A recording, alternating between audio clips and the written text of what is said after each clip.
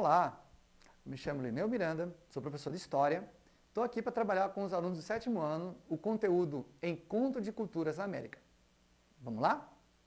Para isso a gente vai relembrar. Vamos dar uma olhada, só rever o que tratamos do assunto anterior. No século XV, a procura por uma nova rota comercial ligando a Europa à Ásia levou ao encontro de povos que viviam isolados, distantes dos europeus, na África e na América, praticamente integrando quase todos os continentes. Esse encontro expôs realidades muito diferentes, que é o que vamos verificar na presente aula. Bom, essa diversidade a gente pode constatar pela quantidade enorme de culturas e povos que formam o nosso mundo hoje. Vamos dar uma olhada aqui. Tá? Cada povo tem sua importância e valor independente de sua origem, recursos e crenças.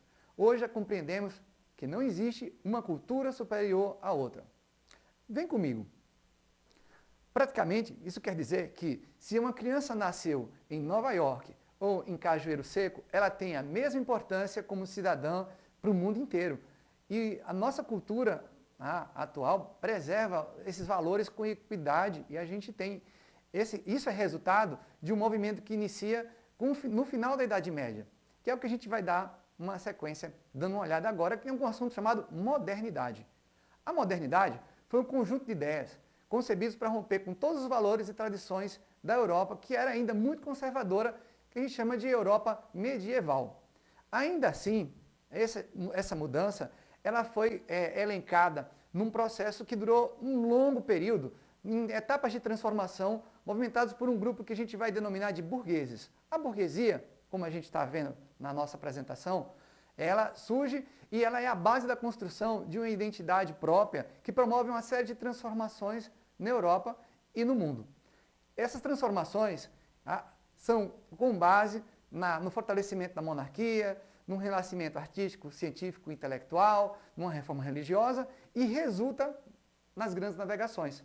Saindo de um pensamento coletivista em que a nobreza e o clero praticamente predominavam a sociedade, uma sociedade essa baseada em privilégios, para uma cultura de mais expressão do indivíduo, que é justamente aonde a burguesia começa a se constituir para formar o mundo que a gente tem hoje. Mas justamente nesse meio tempo a gente tem a expansão marítima, que é fruto do que a gente está vendo aqui, valendo a pena relembrar, o mercantilismo. O mercantilismo ele substitui o feudalismo.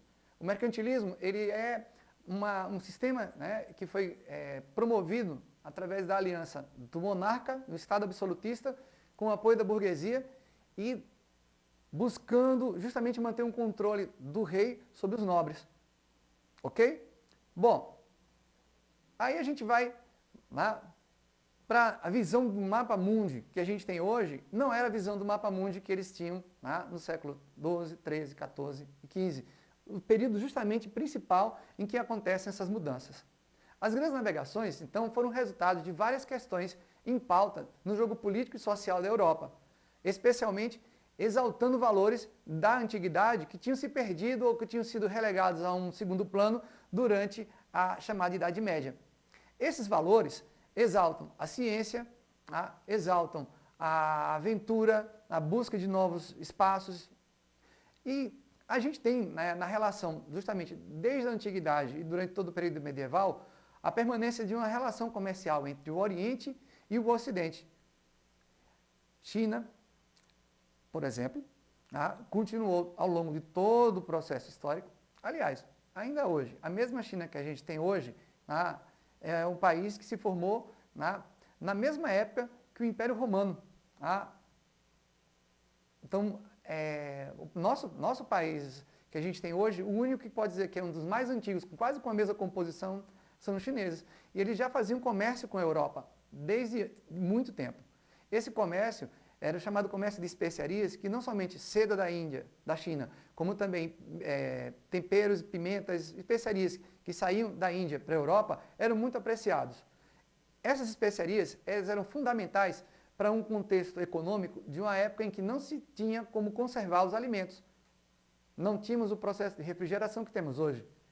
Então, o alimento ou era salgado, ou era defumado.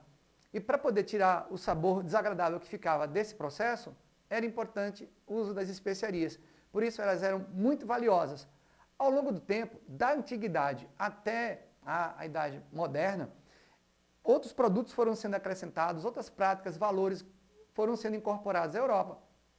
E nesse contexto, alguns produtos intelectuais da época da antiguidade que ficaram perdidos por algum processo durante a fragmentação do chamado Império Romano, voltaram para a Europa através dessas rotas comerciais, despertando um novo gosto pela cultura chamada cultura greco-romana, ou cultura clássica.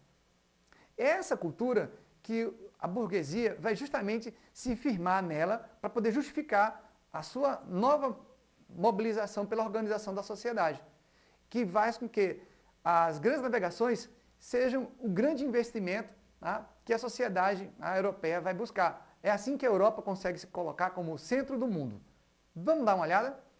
A chegada dos europeus, então, na América, um acidente, no século XVI, ocorreu num contexto econômico, político e religioso, que desconsiderava qualquer outra condição de qualquer outro povo que pré-existisse na América.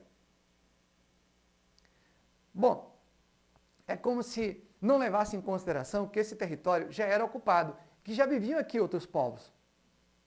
Se a gente der uma olhada, temos astecas, maias, incas, que se distribuíam nas Américas, mas eles não eram os únicos povos a habitar esse chamado Novo Mundo, que durante um certo tempo ficou confundido ainda, achavam que eram as Índias, até que o piloto Américo Vespúcio, um navegador italiano, veio aqui e desmanchou esse mal-entendido.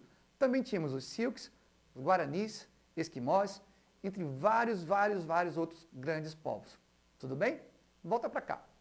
Então, essa diversidade de povos era muito diferente. O europeu estava acostumado com uma cultura, como é que eu posso afirmar? Uma cultura padrão. Exato, uma cultura padrão, uma religião padrão, uma mentalidade política padrão. E isso não foi encontrado na América. Pelo contrário, os esquimós tinham um modo de vida totalmente diferente, por exemplo, dos astecas ou dos incas, que por sua vez tinham uma maneira muito diferente da dos guaranis. Cada povo com uma realidade climática, ambiental diferente, que tinha se adaptado e tinha desenvolvido seus próprios valores. Esses valores diferentes dos povos, a gente pode conferir nessa diversidade que tem aí representado diferentes povos. Olha, eu não coloquei nem asteca, nem maia, nem inca, mas aí você tem um apache, um esquimó e um tupi-guarani. Essa grande diversidade, com vários povos americanos constituindo seus próprios modos de vida e organização político-social, conforme justamente essas condições naturais em que eles viviam, fazem da América um grande universo de culturas diferentes. Vem para cá. Essas culturas, elas estavam promovidas, constituídas, de acordo com a realidade de cada lugar, de cada ambiente em que elas surgiram, certo?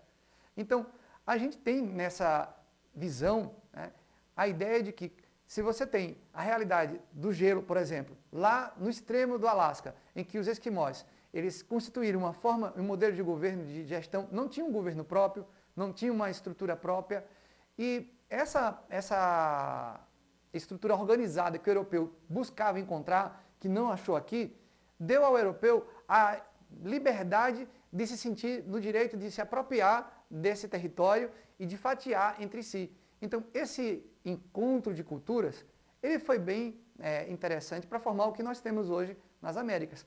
Da América do Norte, América Central, América do Sul, a cultura latino-americana ou a cultura anglo-saxônica, ela é formada essencialmente pelos valores europeus que aqui chegaram e também com os valores da cultura dos próprios povos que aqui já habitavam a América antes da chegada dos europeus. Enfim, esse encontro de culturas não foi bem um encontro amistoso. Talvez no início tenha sido, mas foi um encontro em que, assim que o europeu viu a possibilidade de impor seus valores e atender suas necessidades, não teve menor dúvida de fazê-lo. Então, as culturas americanas passaram a ser marginalizadas e a gente constituiu o nosso panorama da civilização no período colonial, que é o assunto que devemos ver nas próximas aulas. Tudo bem? Bom, finalizando nosso assunto hoje, eu queria lançar para vocês um desafio. Vamos lá?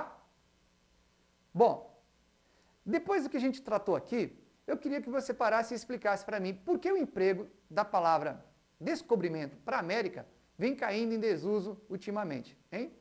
Descobrimento. Por que não é tão adequado? Esse é o desafio. Pesquise e veja por que a palavra descobrimento não está sendo tão bem aceita e vem caindo em desuso ultimamente. Lembre-se que foram os que não conheciam este novo continente que justamente criaram essa expressão descobrimento. Pesquisa aí, traz na próxima aula que a gente se encontra aqui novamente para poder avançar nesse assunto interessante que fala um pouco da nossa cultura, da nossa realidade. Tudo bem? Muito obrigado pela sua companhia, fiquem com Deus, até a próxima aula.